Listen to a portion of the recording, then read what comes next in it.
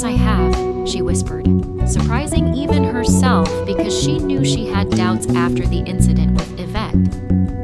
I imagine your skin smells like warm honey. I wonder if you'd melt if I kissed your neck. He said, his voice low and deep with emotion and anticipation. Aisha's breath hitched.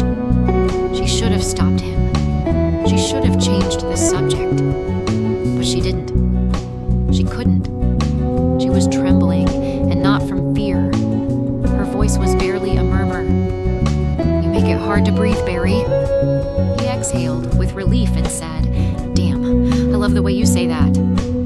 There was a pause on his end, then a soft chuckle. Low, rich, sinful. Good, he whispered. The December air bit Aisha's skin as she hurried across the parking lot, coat pulled tight, suitcase rolling unevenly behind her. She hated traveling with a coat. It felt bulky, but the cold gave her no choice. Soon, it would be different, she told herself. Soon, she'd be stepping into warm island breezes. Her stomach growled, reminding her she had only sipped black coffee that morning. She was too excited to eat, but now she could feel the hunger setting in as her stomach growled again.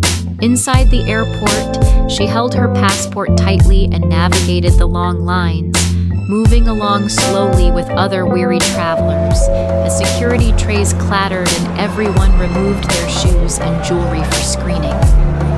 The weather outside was dreary, as if the world itself were whispering, "Don't go," as she pressed forward. Later, as the plane rose high above the clouds, she struggled to rest, but her mind was full of doubts. Despite her fascination with Barry's charm, an uneasy feeling crept over her whenever she realized how little she truly knew about him.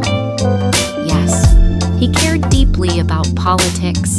He loved music and dancing, and he was very seductive, so romance was always on his mind when they spoke. But on family matters, he remained silent. While Aisha wrestled with December winds and her second thoughts, Barry was in no rush at all. He stretched across his chair, suitcase already packed at the corner of his room, cologne lingering in the air. Aisha, miles away, had no plans to give herself to him so quickly.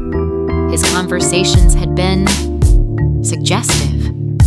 She had felt the heat of his words, but she wondered if she would face pressure when they finally stood in the same room. That's why she booked her hotel carefully. A warm retreat in Montego Bay, one reservation made in her name only. Just in case. Just in